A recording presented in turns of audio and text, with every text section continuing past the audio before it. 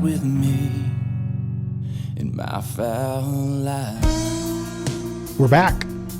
Fowl Thoughts, Safari Club International, the Fowl Life podcast. We love what's going on. The downloads are showing that people are listening and responding. They're activated, they're engaged, and get a lot of messages about the guests we have and the interviews and some of the things that we have going on. So we're going to keep bringing it to you. We want to try to stay consistent in our delivery and our approach. We want to give you the content that you want, and hopefully through this off season after spring snows, as you start getting into fishing season and turkeys and summertime and wakeboards and wake surfing and boats and water skiing and barbecues, that you check out more and more podcasts and our TV show. Season 13 of The Fowl Life will be airing starting July 2nd, 2021, exclusively on the Outdoor Channel. We got awesome initiatives we're working on, stories we're telling, great guests and music, working with California Waterfowl and Safari Club on so much in the new season. So hopefully y'all start to get your DVRs set for the Outdoor Channel and what we got coming your way at Benelli's The Fowl Life Season 13, again, exclusively on the Outdoor Channel. And we're excited. I just been, racking my brain over what's going on as we come to an end of a season and what we start looking forward to going into next season, and how serious it can be, and the downtime and the preparation and getting ready. When do you start? And I think most of us start now. I mean, I know it takes a couple weeks to get it out of our blood, if that's a such thing, but we start looking forward to that next season. And I really been thinking about how we usually start our waterfowl seasons. And like so many of us, I mean, I know there's a handful of people that do the blue-winged teal. That's mainly down in, Texas, Louisiana. There's many states that have it. Not a lot of people do it, I don't think, but I know there's a handful of people that travel to do it, but it's more of a local thing. Some people travel to the Dakotas or some of the different states in the Midwest for an early goose season in August, starting around August 15th. I don't know how many out-of-staters. Some people from Minnesota might drive over to North Dakota or South Dakota and vice versa. Some people from Montana might make the jaunt over there. But for the most part, I would think that that's a local deal as well. But most of us travel north to Canada. And working with SCI and how they represent and fight for rights of hunters and shooters and gatherers and conservationists and providers all over the world, I start thinking about how important Canada is and how sad it is when it's not there. And I'm hearing rumors that the border's not going to open in 2021. So come September 1st, 2021, when that border would be full of American automobiles, mainly pickup trucks, some with, some without Lear camper shells, and pulling an enclosed trailer, or the airports in Regina, in Saskatoon, in Edmonton, all over Manitoba and Ontario. These provinces are getting inundated with Americans. Some hunters from out of other countries come in there, but Americans are going up there in huge numbers these days, not just for waterfowl. They go up there for bear, they go up there for moose, they go up there for mule deer, whitetail deer, pike, lake trout, you name it. Americans are visiting Canadian provinces for their outdoor adventures and for their hunting and fishing opportunities. And I start thinking about the outfitters up there and what they must be feeling pressure-wise. I've heard rumors of some outfitters in America that are struggling real bad with people not traveling as much last year in the 2021 season. Now you think about these little Canadian province towns, these rural areas of farmers, businesses, restaurants, small hotels, motels, you name it, whether it's a cafe, all of them have a Chinese restaurant. I love the Chinese restaurants in Canada. They have so many great people that live around them and outside of them and within them. And you get to visit with these people. You get to knock on their doors, drink coffee with them, ask for permission if you're freestyling. And if you're going with an outfitter, you're staying at a great lodge and you're still visiting these little towns and you're eating some of your meals in these little towns. You're behind the windshield. You're putting in scouting hours, looking for those birds with the outfitter. You're having a great time. You're having a cold beer. You're having a unbelievable meal at night, getting ready for the next morning's hunt. And these outfitters in these small towns, if you're freestyling, they depend on that. It's part of their tourism. It's part of their revenue. And I just start thinking of how bad it's going to be if this doesn't happen, not just for our sake. Yeah, I get it. We don't get to go up and start our seasons the way we want to. We save up for this all year. Some of us go for a week, some 10 days, some 2 weeks. Some of us go up for longer. I think the legal time you can go up is 30 days, but you chase them. We go across the borders. We've been to Ontario, Manitoba, and Alberta, and Saskatchewan, and we chase them. We drive through British Columbia, so we're giving tourism there with fuel and hotel rooms, meals and restaurants, cafes. I just start thinking like we do feel it like, man, it sucks. We don't get to go shoot at those mallards coming into our spread and do a cattle pond on a farm or into a pea field in those big Canadas or Specs, or get on a snow grind and hiding in a stand-up panel blind or ground blinds or digging in. I've done it all up there. I love it. Fred Zink helped introduce it to me, and I've been going up there every year since 2006, 2005, 2004. I'm going to say 2002 was the first year I was in Canada, 2002 or 2003, and we missed 1 year, which was the COVID year. So if you think about that, I'm just one person. Some of that was freestyling. Some of that was Grant Kuipers and the Kuipers family at Buck Paradise Outfitters. Some of that was in Alberta with Clay and Crystal Charlton. Some of that was around Alberta with Dave Stanley. But we've supported those towns. We buy their food. We buy their fuel. We rent their rooms. We have friends up there. We've made family with these people, and it sucks for us. It does, but it really sucks for those outfitters and those business owners and those hotel owners and those innkeepers and those farmers. Those ducks and geese are eating them out of house and home. They depend on these non-residents, these non-locals. There's some local Canadians that hunt ducks and geese. I bet you there's way more local Canadians that hunt moose and deer than there are ducks and geese. Don't get me wrong, some of them chase them, but Americans really chase them. We're infatuated with going up. It's the Mecca. It's the Holy Land. It's where ducks and geese congregate. They leave the breeding grounds. It's the first agriculture that they see when they make their journey southbound on their migratory routes.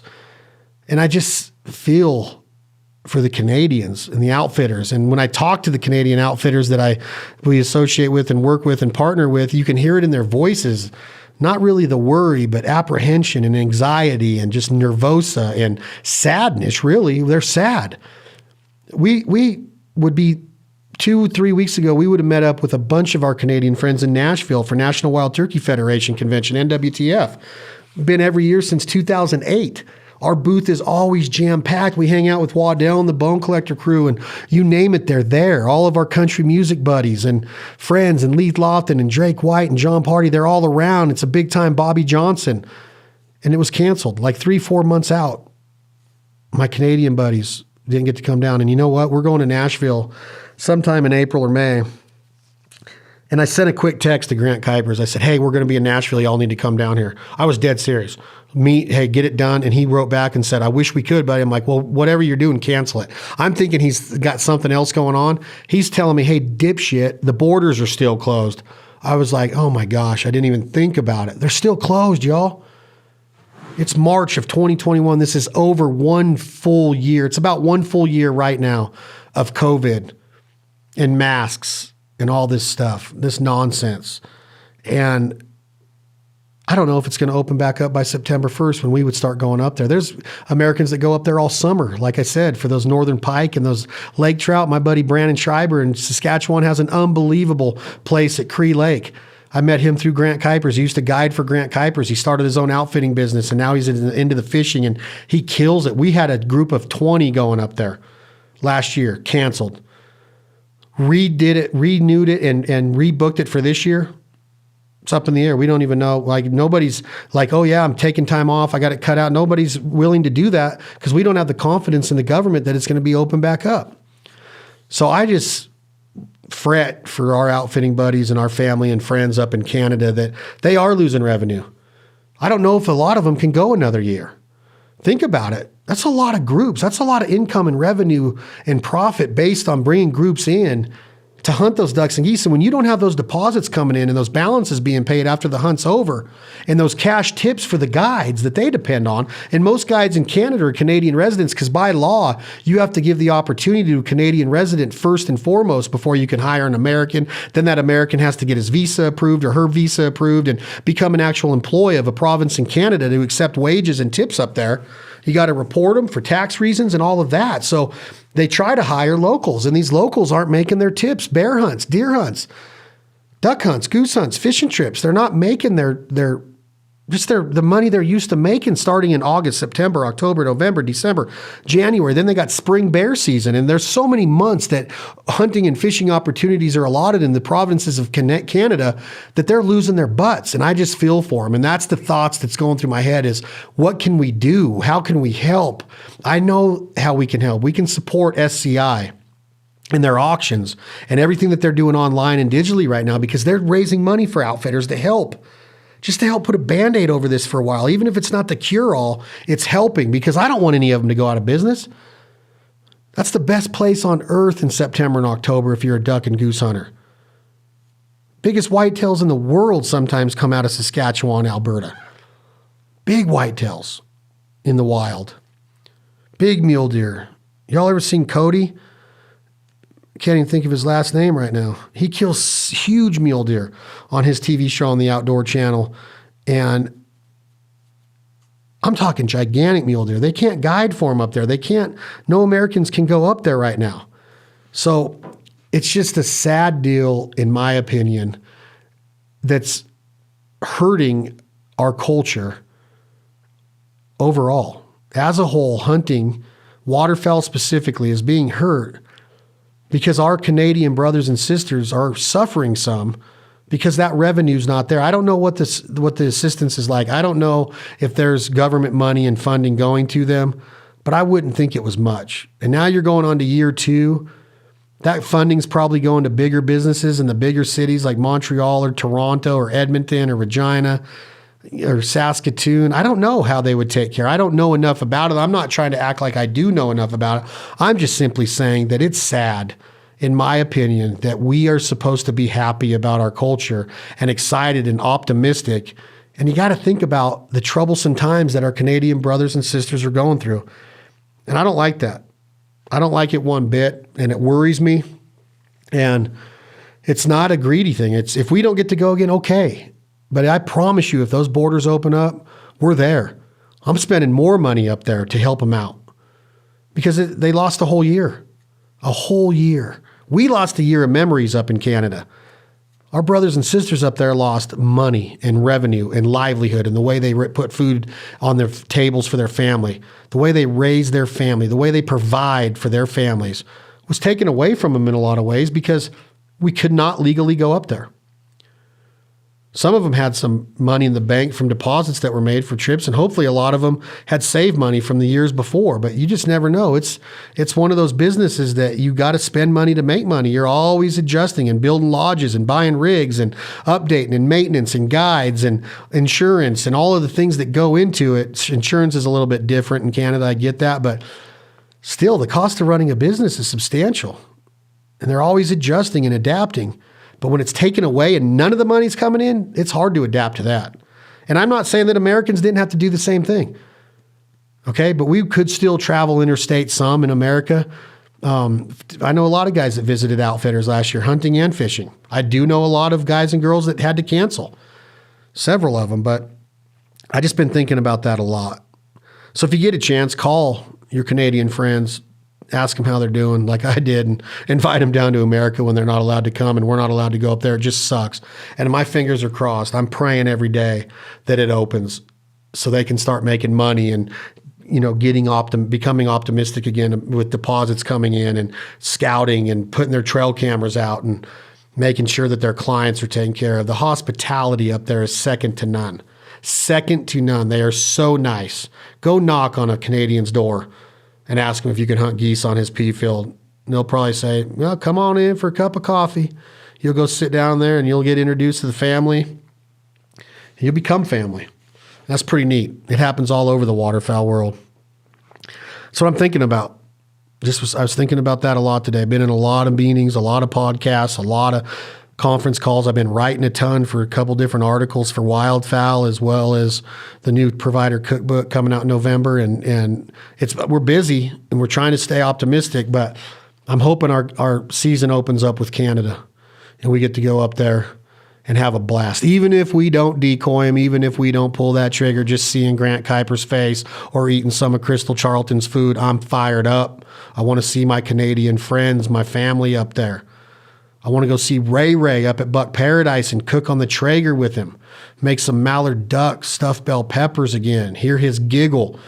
Mess with them a little bit. He messes with me right back. Put our Oakleys on and we cruise down the street to get a cold beer at Smokin' Lens in Paradise Hills, Saskatchewan.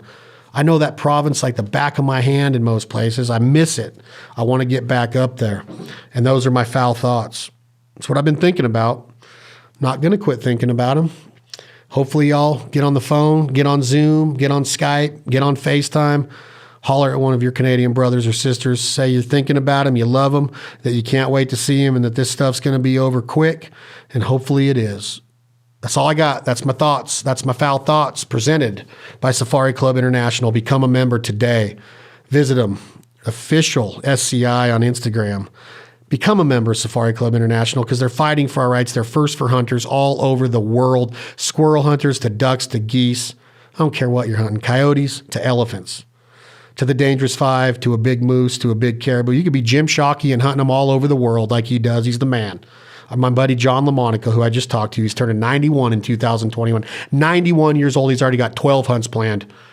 12 hunts planned. He invited me to go goose hunting in Wyoming. I'm trying to put it together with him right now. I can't wait. It's awesome. Jim Shockey, thank you for what you do for the hunting community and for Safari Club. John LaMonica, thank you for your voice in Safari Club, the world records that you hold, the money that you've spent with outfitters. You are a godsend, my man. 91 years old and still rocking it. That's Fowl Thoughts, Safari Club International, the Fowl Life Podcast. Thank you all very much for listening. I'm Chad Belding. Be back at you with another episode soon. Take care.